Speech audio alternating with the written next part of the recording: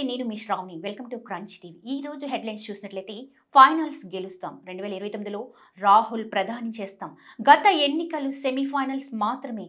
కాంగ్రెస్ కార్యకర్తలు ఎవరి జోలికి పోరు. అంటే రీసెంట్గా జరిగిన వివాదం అందరికీ కూడా తెలిసిందే. ఎందుకంటే పాడి కౌశిక్ రెడ్డి చేసిన వివాదం ప్రకారంగా తను మీ ఇంటికి వస్తాను, మీ ఇంటి జెండాపై నేను జెండా ఎగిరి వేస్తాను అని చెప్పేసి చేయడము, ఆ తర్వాత కాంగ్రెస్ కార్యకర్తలు వాళ్ళ ఇంటికి వెళ్ళడము, దాడి జరగడము ఇవన్నీ అయితే మనం చూసాము. మేబీ దాని గురించి బీఆర్ఎస్ ఎమ్మెల్యే కౌశిక్ రెడ్డి ఉదంతాన్ని పరోక్షంగా ప్రస్తావించడం అయితే జరిగింది.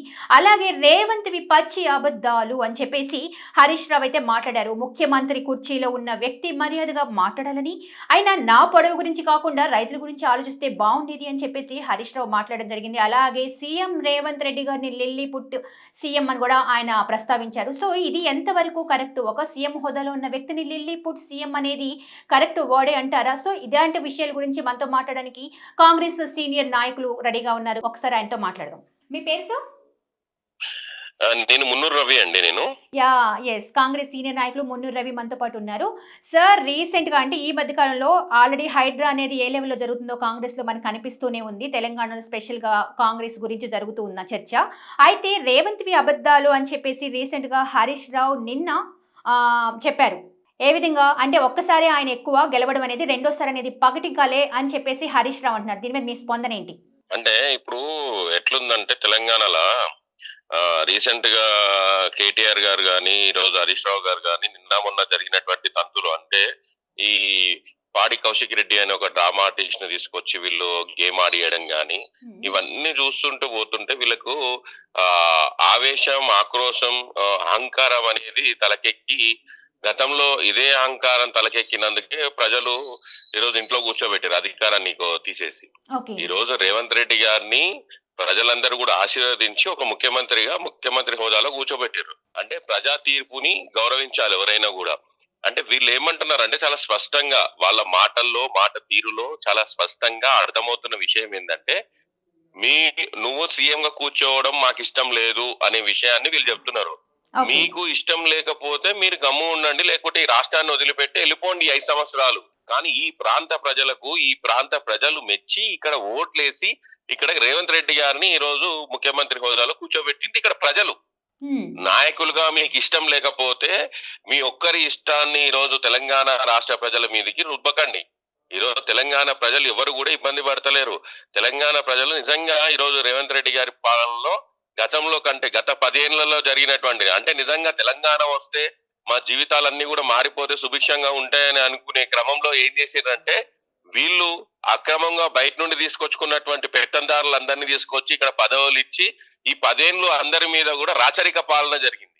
ఆ రాచరిక పాలన పోయి ఈ రోజు ప్రజలు స్వేచ్ఛా స్వాతంత్రంతోన ఈ రోజు ప్రతి మీడియా గాని ప్రతి ప్రజలు గాని స్వేచ్ఛగా స్వాతంత్రంగా బతుకుతున్నారు. అది బికాస్ ఆఫ్ ఈ రోజు కాంగ్రెస్ ప్రజాపాలన రావడం వల్ల. కానీ దీన్ని ఓర్వలేక ఈ ఓర్వలేని తనంతోన ఈ రోజు బామర్దులకు ఇద్దరికి చాలా బాధ అనిపిస్తుంది. ఎందుకో ఏమో గాని అసలు వాళ్ళతో పాటు ఉన్న ఎమ్మెల్యేలకు గాని ఎవరికి గాని ఇలాంటి ఇబ్బంది లేదు. ఓన్లీ వీళ్ళకి మాత్రమే అక్కసు అహంకారం నెత్తికెక్కింది. అంటే మొన్న ఒక సందర్భంలో కేటీఆర్ గారు ఏమంటున్నారు, చిట్టినాయుడు అని అంటున్నాడు. అంటే ఈరోజు తెలంగాణ రాష్ట్రంలో అత్యధిక ధనికులు ఉన్నోళ్ళు వాళ్ళ పిల్లలు మాత్రమే ముఖ్యమంత్రులు అయితే వాళ్ళు పెద్ద నాయుడులు. అంటే చంద్రబాబు నాయుడు, రాజశేఖర్ రెడ్డి వాళ్ళు మాత్రమే పెద్ద నాయుళ్ళు. రేవంత్ రెడ్డి గారు చిట్టి నాయుడు. అంటే ఈరోజు వెనుకబడినటువంటి ప్రాంతం పాలమూరు జిల్లా నుండి వచ్చిండు కాబట్టి పదే మీరు రేవంత్ రెడ్డి గారిని క్రిటిసైజ్ చేస్తున్నారు. మీరు ఒకటి గుర్తుపెట్టుకోవాలి, ప్రజాస్వామ్యంలో ఉన్నాం మనము. ఈరోజు సమాజంలో మనం గౌరవించాల్సిన పరిస్థితి ఉంది. ఈ రోజు ఒక ముఖ్యమంత్రి హోదాలో ఎవ్వరు ఉన్నా కూడా మనము ముఖ్యమంత్రిగా గౌరవించుకోవాల్సిన బాధ్యత ఉంది. ఒక పౌరుడుగా మన బాధ్యత ఉంది. దీన్ని విస్మరించి మీరు పనిచేస్తే చట్టాలు ఉన్నాయి. చట్టం ప్రకారంగా మీకు వద్దనుకుంటే మీరు వెళ్ళిపోండి. ఈ రాష్ట్రం నుంచి వెళ్ళిపోయి ఈ ప్రాంత ప్రజలకు ఇబ్బంది కలిగించేటువంటి పనులు చేయొద్దు అని చెప్పేసి ఆ నాయకులకు మేము కోరుకుంటున్నాం. రైట్ రవి గారు, ఇప్పుడే బ్రేకింగ్ న్యూస్. తాను కాంగ్రెస్ లో ఉన్నప్పుడు రేవంత్ రెడ్డి ఇంటికి వచ్చి తాను కాళ్ళ మొక్కారని చెప్పేసి ఎమ్మెల్యే కౌశిక్ రెడ్డి అన్నారని చెప్పేసి రీసెంట్ గా ఇప్పుడు ప్రెస్ మీట్ అయితే నడిచింది. దీని మీద మీరేమంటారు? కౌశిక్ రెడ్డి చాలా మాట్లాడుతున్నాడు. కౌశిక్ రెడ్డికి ఓనమాలు నేర్పించింది కాంగ్రెస్ పార్టీ. ఇక్కడ కోవట రాజకీయం చేసి ఇక్కడ ఉన్నటువంటి ఎమ్మెల్యేలని కొనుగోళ్ల విషయంలో గాని ఇంకో విషయంలో గాని అక్కడ బీఆర్ఎస్ పార్టీలో కోవట్టు రాజకీయం చేసి కాంగ్రెస్ లో ఉంటూ కోవట్టు రాజకీయం చేసినటువంటి ఒక కోవట్టు కౌశిక్ రెడ్డి. ఈ రోజు టిఆర్ఎస్ పార్టీలో ఎవరు లేరా అండి? ఏ ఎమ్మెల్యేలు లేరా అండి? ఏ ఉద్యమకారులు లేరా అండి మాట్లాడడానికి ఆర్కేపుడి గాంధీ మీద? కౌశిక్ రెడ్డిని ఎందుకు పావుగా వాడుకుంటున్నారనే విషయాన్ని మీరు గమనించాలి. సో ఈ రోజు కూడా కౌశిక్ రెడ్డితో ఈరోజు ప్రెస్ మీట్ పెట్టించి రేవంత్ రెడ్డి గారిని ఉద్దేశించి మాట్లాడడంలో ఇక్కడ ఉద్దేశపూర్వకంగా ఇక్కడ రాష్ట్రంలో శాంతి భద్రతలకు విఘాతం కలిగించేటువంటి అంటే కవ్వింపు చర్యలకు గురి చేయడానికి మాత్రమే ఈ రోజు కౌశిక్ రెడ్డి లాంటి వాళ్ళతో మాట్లాడించడము. వాళ్ళు ఒక శాసన సభ్యుడు గతంలో శాసన మండలి సభ్యుడుగా పనిచేసిండు. కనీసము ఈరోజు ఒక సామాన్య స్కూల్కి వెళ్ళే విద్యార్థికి ఉన్నటువంటి నాలెడ్జ్ కూడా ఆయనకు లేకుండా ఆయన వ్యవహరిస్తున్నాడు. అంటే దీన్ని బట్టి మనం చూసుకోవచ్చు ఇక్కడ ఏం జరుగుతుంది ఈ రాష్ట్రంలో, ఎవరిని ఉసగొల్పుతున్నారు అనే విషయాన్ని మీరు అర్థం చేసుకోవచ్చు. ఓకే. అంటే ఇక్కడ కౌశిక్ రెడ్డి అసలు అంటే అంత డేర్‌గా నిన్ను సీఎం కుర్చీ నుంచి దింపే వరకు నిద్రపోకుండా చేస్తాను. నీది కేసీఆర్, కేటీఆర్, హరీష్ రావు అంతటి స్థాయి కాదు. వీధి రౌడీ స్థాయికి దిగజారావు అనే విమర్శన చేస్తున్నారు కదా! అసలు ఇది ఎంత వరకు కరెక్ట్ అంటారు మీ ఉద్దేశం ప్రకారంగా? ఒకటే చాలా స్పష్టంగా వీళ్ళు కవ్వింపు చర్యలకు మాత్రమే పాల్పడుతున్నారు. ఈ కవ్వింపు చర్యలను ఈ ఏ రోజు చిన్న వాళ్ళు మాట్లాడితే దాన్ని పట్టించుకునే పరిస్థితిలో కాంగ్రెస్ పార్టీ లేదు. కాంగ్రెస్ పార్టీకి ప్రజల పాలన పైన మాత్రమే దృష్టి సారించి ఉంది. వీళ్ళ మీద నిజంగా కాన్సన్ట్రేట్ చేస్తే శాంతి భద్రతలకు విఘాతం కలిగిస్తున్నారు. ఇట్లాంటి వాళ్ళ మీద నిజంగా ప్రజలు తిరగబడతారు. ప్రభుత్వం తిరగబడే లోపు ప్రజలే తిరగబడతారు అనే విషయాన్ని సంకేతాలు ఆల్రెడీ వీళ్ళే ఇచ్చుకుంటున్నారు. కాబట్టి ఈ రోజు రోజుకొకటి ఈ రోజు రాష్ట్రం మొత్తంగా ఈ రోజు గణేష్ నిమజ్జనాలు జరుగుతున్నాయి ఈ రోజు రేపు. ఆ జరుగుతున్న క్రమంలో మీరు ఒక పార్టీగా మీరు కూడా గౌరవించి ఈ ప్రజల క్షేమంని గౌరవించాలి. ప్రజలందరూ కూడా ఆ మోడ్ లో ఉన్నారు. దాంట్లో ఈ డిస్టర్బ్ చేసి వీళ్ళందరినీ కూడా ఏదో హంగామా చేసి క్రియేట్ చేయాలి అనే ఒక అభూత కల్పనకు పోతున్నారు. వాస్తవానికి మొన్న కౌశిక్ రెడ్డి కుండీలు తీసుకొని ఇగ్గిండ్రు, కౌశిక్ రెడ్డి రాళ్ళు తీసుకొని ఇగ్గిండు. కానీ దాన్ని వీళ్ళే ఇగ్గిండ్రు, కాంగ్రెస్ కార్యకర్తలు ఇగ్గిండ్రు అని చెప్పేసి దాని మీద వీళ్ళు కావాలని దుష్ప్రచారం చేయడంలో మాత్రం ముందున్నారు. కాబట్టి ఇట్లాంటివి ఏవి కూడా ప్రజలు నమ్మరు. ప్రజలు అన్ని గమనిస్తున్నారు. పూల కుండీలు ఎక్కడి నుంచి బయటకు వచ్చినాయి, బయట నుంచి లోపలికి వచ్చినాయా, లోపలికి వెళ్ళి బయటకు వచ్చినాయి అనే విషయాన్ని కూడా మీడియాలో చూస్తున్నటువంటి ప్రతి ఒక్కరికి అర్థమవుతుంది. అందుకే ఈ కవ్వింపు చర్యలు, ఈ డ్రామాలు అన్ని ఆపేసుకుంటే మంచిది. లేకపోతే ప్రభుత్వం చర్యలు తీసుకునేంత వరకు ప్రజలు కూడా తిరగబడతారు అనే విషయాన్ని గుర్తుంచుకోవాలి వాళ్ళు. రైట్. థ్యాంక్ యూ రవి గారు. సో హైదరాబాద్లో ఎంత హడావుడి ఉన్నా మీకు తెలుస్తుంది. అంటే 70 అడుగుల గణపతి 7 లక్షల మంది దర్శించుకోవడం అని అంటే అసలు అది మీకు తెలియాల్సిందే. అందులోనూ ఎస్పెషల్గా చెప్పాలి అని అంటే ఈ 44 గంటలు అనేది చాలా కీలకం అనమాట నిమజ్జనానికి. సో ఈ 44 గంటలు ఎలా తీసుకోబోతున్నారు? ఎందుకంటే ఒక్క సండే నిన్న మాత్రమే చూసుకుంటే ఆల్మోస్ట్ 7 లక్షల మంది దర్శనం చేసుకున్నారనేది మనకి క్లియర్గా తెలుస్తుంది. ఆదివారం ఒక్కరోజే దాదాపుగా 7 లక్షల మంది దర్శనం చేసుకున్నారు. అయితే ఈ మహాశక్తి గణపతి నిమజ్జనానికి ఏర్పాట్లు ఏ విధంగా జరుగుతున్నాయి, అసలు ఎలాంటి ప్రత్యామ్నాయాలు చూసుకుంటున్నారు, అంటే ట్రాఫిక్ పరంగా కానీ ఏ విధంగా చూసుకుంటున్నారు అనేది ఇప్పుడు ఒక్కసారి మనం బీజేపీ సీనియర్ నేత తనతో మాట్లాడి కనుక్కుందాం. హలో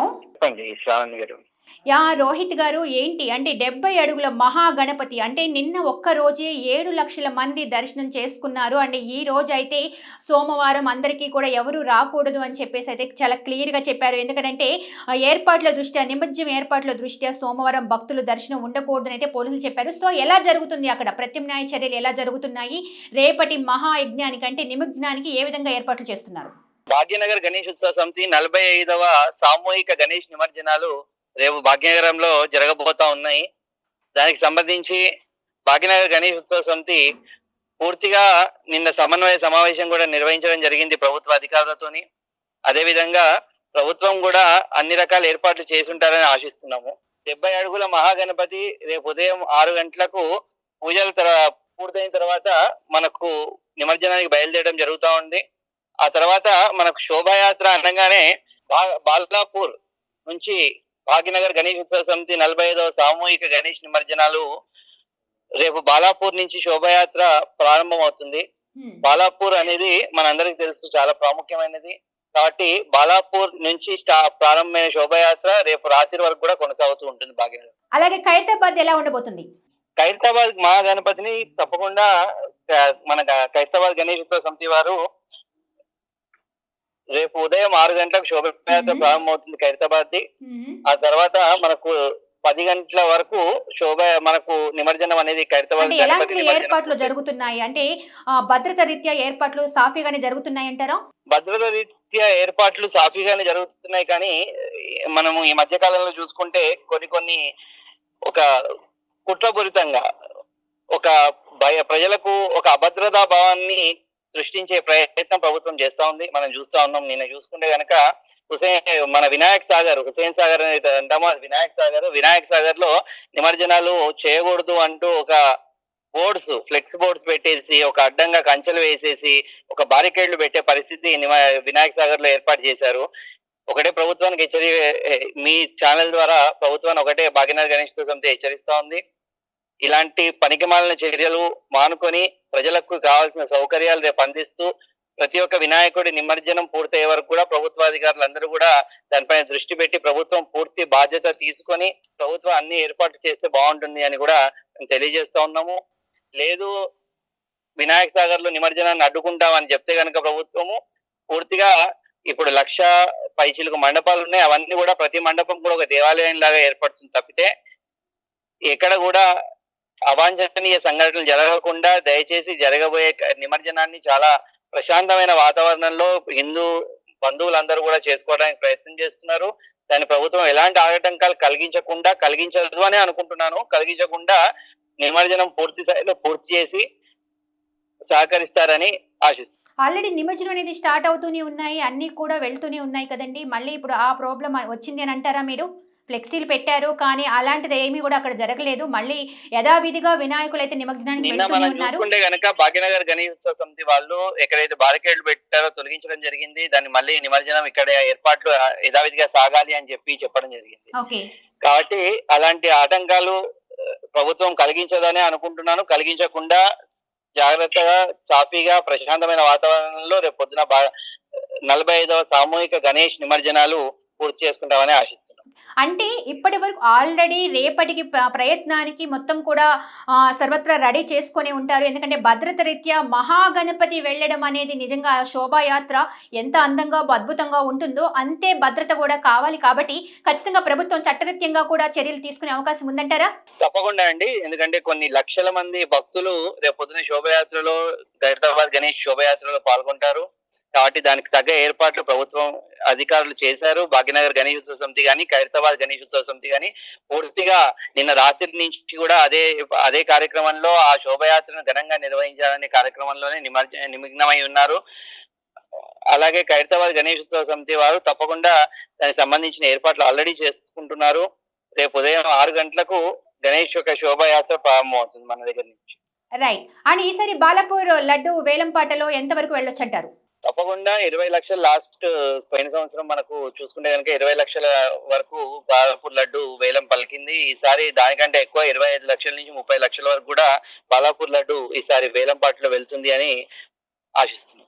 అంటే ఎప్పుడూ కూడా బాలాపూర్ లడ్డే హైలైట్ అవుతుంది. బట్ ఈసారి మై హోమ్ వాళ్ళు 29 లక్షల చేంజ్ లడ్డు అనేది వేలంపాట దక్కింది. అంటే బాలాపూర్ ని కూడా రికార్డ్ బ్రేక్ చేసింది అని చెప్పేసి మనం విన్నాము, చూసాము. దీని మీద మీ స్పందన ఏంటి? వేలంపాటలో లడ్డు అనేది చాలా మంది భక్తులు వారి కోరికలకు అనుగుణంగా వారికి స్తోమతకు అనుగుణంగా పాడుతూ ఉంటారు. కానీ బాలాపూర్ లడ్డు అనేది ఒక విశేషమైంది. బాలాపూర్ లడ్డు అనేది ఒక డిఫరెంట్ ప్రక్రియ అన్నట్టు. బాలాపూర్ అనేది వేరు. మిగతా లడ్డూలు ఎంత పోయినా సరే అది 30 లక్షలకు పోయినా 50 లక్షలకు పోయినా బాలాపూర్ లడ్డు ప్రాముఖ్యత అనేది బాలాపూర్ లడ్డుకే ఉంటుంది. కాబట్టి బాలాపూర్ లడ్డు తప్పకుండా ఎవరు కూడా దాన్ని అంటే ఇప్పుడు వేరే దగ్గర ప్రాముఖ్యత వచ్చింది, అక్కడ ఎక్కువ డబ్బులకు లడ్డు వేలం పాటలో పోయింది. కాబట్టి ఇప్పుడు బాలాపూర్ లడ్డు బాలాపూర్ లడ్డుకు ఉంటుంది. అక్కడ జరిగిన వేలంపాట లడ్డు ప్రాముఖ్యత అక్కడ లడ్డుకు మాత్రమే ఉంటుంది. రైట్. థ్యాంక్ యూ రోహిత్ గారు. సో చూశారు కదా, ఓవరాల్గా చూసినట్టయితే రీసెంట్గా అంటే జస్ట్ నా ఇప్పుడు ప్రెస్ మీట్ పెట్టాడు కౌశిక్ రెడ్డి. తనైతే సీఎం రేవంత్ రెడ్డి గారి మీద బోల్డని వ్యాఖ్యలు అయితే చేశారు. కాళ్ళు మొక్కారని చెప్పేసి చాలా మాటలైతే మాట్లాడడం జరిగింది. అది ఇప్పుడు మనమైతే చూసాము. ఓవరాల్గా చూసినట్టయితే హైదరాబాద్ గణనాథుడు ఖైరతాబాద్ 70 అడుగుల గణనాథుడు రేపుడు గంగానది ఒడికి చేరబోతున్నారు. సో ఎలా జరగబోతుంది ఏంటి అనేది కూడా మనం చూద్దాము. చూస్తూనేనండి Crunch TV. Signing off Shravani.